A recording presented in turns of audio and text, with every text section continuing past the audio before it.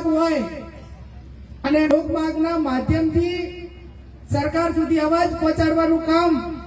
એ હર હંમેશા એક પ્રજાના પ્રતિનિધિ તરીકે મેં હર હંમેશા કર્યું છે। વિધાનસભા ગૃહમાં બાપુ મેં એક વખત એવી માગણી કરી સરકાર પાસે કે આજે કોઈ પણ સમાજની દીકરી હોય, કોઈ પણ ધર્મની દીકરી હોય, કોઈ પણ વિસ્તારની દીકરી હોય, પણ આ વર્તમાન ક્યાંક ને ક્યાંક કળિયુગની અસર અડવાને કારણે, પશ્ચિમી સંસ્કૃતિની અસર અડવાને કારણે, મોબાઈલના કારણે જે આ દીકરીઓ અને એમાં જે માતા બારે લોકો હોય કે અન્ય રીતે ફોલાવીને કે એને એક પ્રેમ માયામાં ફસાવીને લાગણીમાં લાવીને જે લવ મેરેજ કરે છે, એ આ લવ મેરેજમાં એવો સુધારો લાવો કે મા બાપની સહી ફરજિયાત હોય, એ લગ્નની નોંધણી ગામમાં થાય અને એમાં પંચમાં પણ ગામના જ લોકો હોય। આવું વિધાનસભા ગૃહની અંદર મેં વિધાનસભામાં માગણી કરેલી ને 182 ધારાસભ્યોએ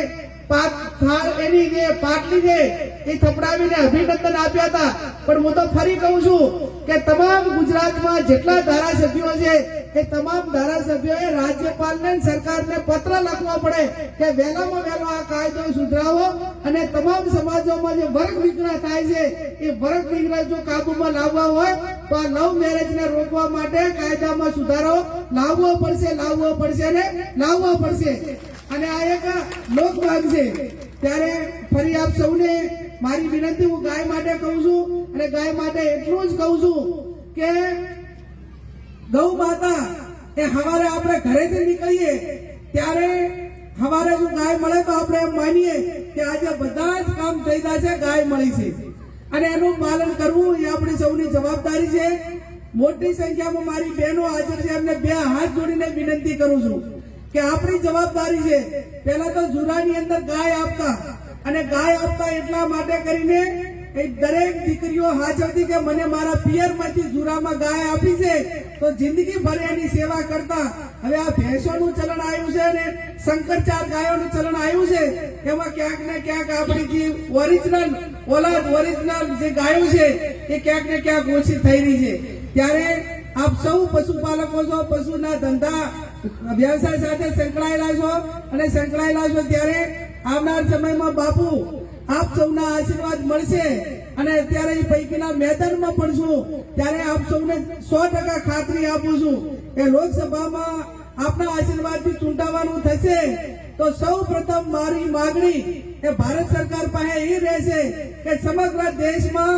ગૌ વંશ અને ગૌ હત્યા ઉપર એનો પ્રતિબંધ મુકાય અને ગાય માતાને રાષ્ટ્રીય માતા તરીકેનો દરજ્જો મળે અને એના માટે કરીને સૌથી પહેલી શરૂઆત એ મારી છે। ત્યારે આપ સૌ ખૂબ મોટી સંખ્યામાં ઉપસ્થિત છો ત્યારે પાડોશની તમારા બધાની એક દીકરી તરીકે આપ સૌને વિનંતી કરું છું। આમ તો 2017માં અહીંયા 7માં વિધાનસભાની ચૂંટણી લડી હતી 2007માં બાપુ, અને એ ટાઈમે ક્યાંક આશીર્વાદ આપવામાં થોડા ઘણા ક્યાંક ઉણપ રહી ગઈ હોય તો આ 15 વર્ષ પછી ફરી મોકો આપ્યો છે અને કોતરવાડા, ચીબડા, ચાલવાના બધા પાડોશી છું એટલે એક પાડોશી ધર્મ તરીકે આપ સૌ પાડોશીનો ધર્મ નિભાવી અને મદદ કરજો એવી પણ આપ સૌને મારી બે હાથ જોડીને વિનંતી છે। અને